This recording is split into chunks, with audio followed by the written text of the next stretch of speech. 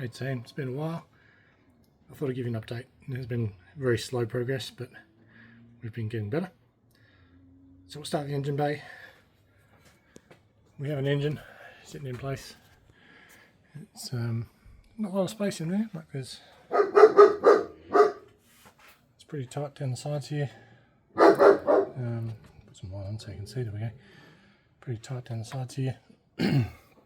Still got a few things to sort out. So this is our this is the hydraulic fluid for the hydraulic sway bars, which are not connected. It just loops back into the bottom of the reservoir, so I've still got to sort that out. But tonight has been, the majority of it has been getting in engine bay wiring loom, so it's all of this. There's still auxiliary cabling and stuff to do. This is all second battery stuff, but all of the factory wiring is in place. I made some bigger grommets down in here, if I can get down there to show you. Out the way. So down in the back there, you'll be able to see. I actually put in right there a bigger grommet in there because it's normally about a 10-cent piece size one. So I put in a bigger grommet there. Then also put a bigger grommet in up there. That one right down the bottom there, you can just see. That's also a bigger grommet.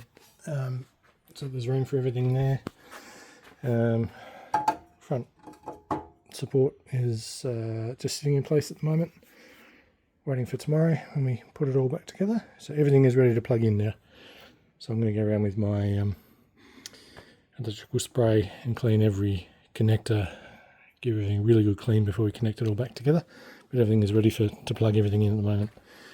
And then over this side we've got battery trays back in place, fuser boxes back in place, ECUs are back in there. So all I've done for this changeover is put the V8 ECU and the V8 transmission control module in. All the other ECUs in this car are still factory D3, so that's a discussion I've got to have with my Land Rover guru, and it's the way he's recommended I do it, so I'm going to chat with him shortly. So yeah, things are back in place there. We've still got wheel arches are still looking a bit messy, but we're getting there. I had to replace, because this loom's off the Range Rover, I had to change over these grommets. They don't fit off the Range Rover, to a different shape, but they're in now. And then yeah, just tidying up the last little bits of the chassis loom there. Brakes are all connected, but they're not bled obviously because there's no ABS in it. Then moving around to the car itself.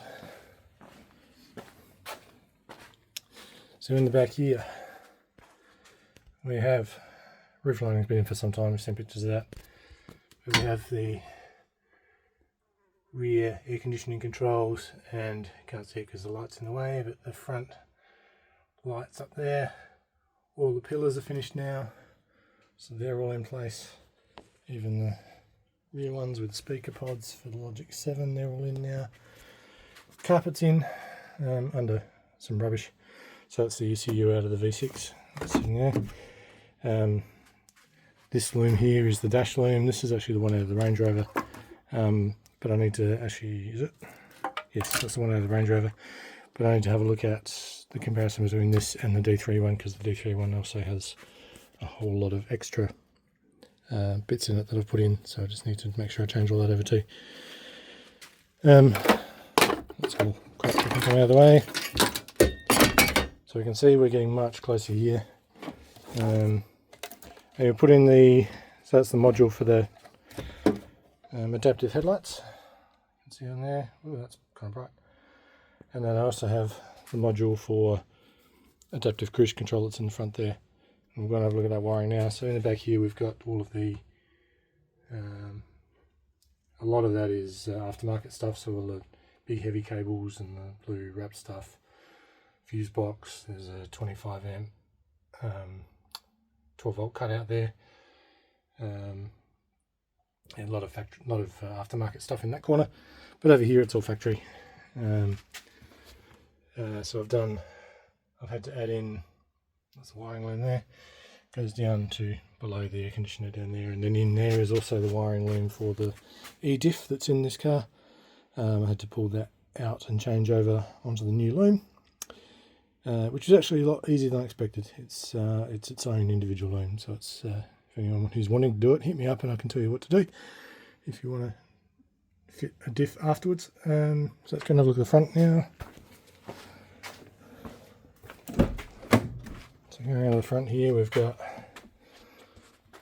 all the wiring, so with the exception of the dash wiring, there's a dash loom that's going into the one in the back, but we've got the body harness down the bottom there. That's all body harness there. This is the engine bay loom that comes through the front here. These wires here are for the adaptive headlights. I just need to locate the plug that I bought to put them into, but that can actually be done after the car's set up, because this car doesn't believe it has adaptive headlights at the moment anyway. There's some aftermarket stuff in here. There's that's the little panel that goes behind the brake switch, and that's got trailer brake and lambs controller on it. And then that's the Logic 7 amplifier, which goes over there. And then just a few bits and pieces left in here. More wiring over there, of course. That there is the module for the adaptive cruise control, which sits in that little hole in that cubby there. And the adaptive headlight one sits in that little cubby in there. So that's a quick update for tonight. I do have new cameras, so I am going to be recording it from here on in. So yeah, keep an eye on the channel. Thank you for watching. I know it's been pretty boring and pretty lax with videos so far, but I will get some more up as we go from here on in. So thanks again. See you soon.